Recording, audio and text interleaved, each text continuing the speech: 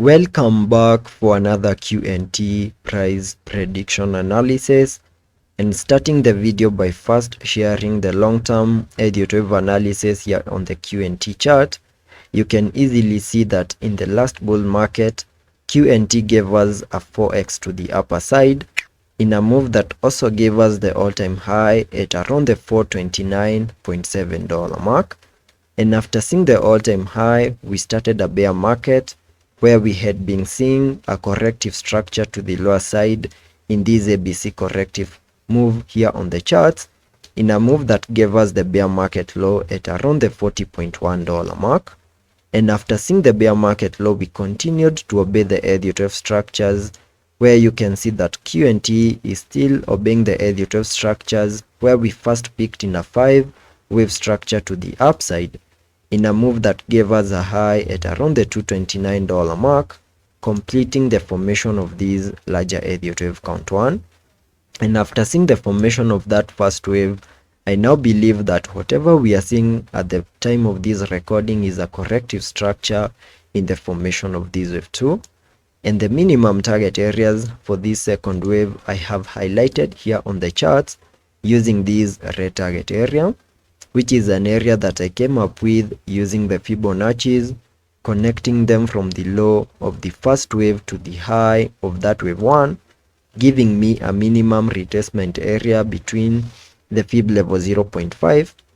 and the Fib level 0.78, and that perfectly lies between the $133.8 mark and the $79.7 mark. And this is an area that we have almost fully maximized, and at the time of this recording, we now have our low for this ABC corrective structure at around the $90 mark. And there are high chances that we now have a low in place for that second wave,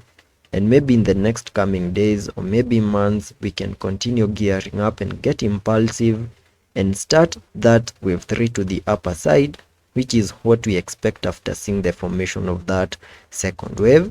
and giving you minimum target areas for the third wave, assuming that we have a low in place for the second wave,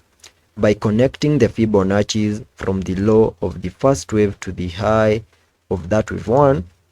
then dragging the fibs to the low of the second wave.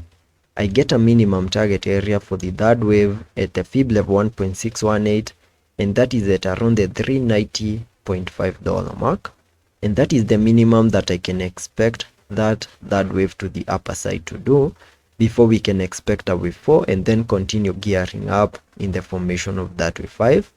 We also need to have a bearish scenario that we can expect in case further weakness continues here on the charts, and that will be suggesting that we don't have a low in place for the second wave, and maybe Quant might continue heading further down and give us one more new low between the $90 mark and the $80 mark.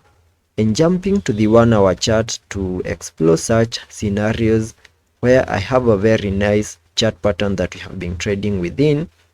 which is this channel, this blue channel that I have right here on the chart, where you can see that we have continued to hold within the channel, and at the time of this recording, QNT is also holding below the 20-day MA, which is acting as a resistance. And if by any chance we don't see a break above the 20-day MA, flip it into support and continue gearing up, and possibly see a breakout out of the channel to the upper side before we can continue gearing up and get to the next key areas of resistances. There are chances that as long as we hold below it, we can expect further pullback and get to the lower side of the channel where we can find support and then get another bounce back to the upper side.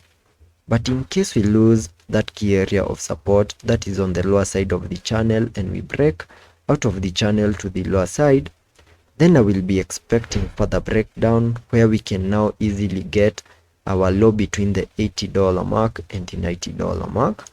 And once that plays out, in case such a movement will ever play out, then that might be the low for the second wave that I have shared with you on the long term before we can now get impulsive in the formation of that wave 3. So that is what I'm keeping my eyes on. Also taking a look at the indicators here on the 1 hour chart, you can see that on the RSI, we are holding above the 54 mark fully supporting higher prices. On the MACD, we have been able to print a bearish cross, still suggesting lower prices. So let's be patient and see how that plays out, and I will be keeping you up to date.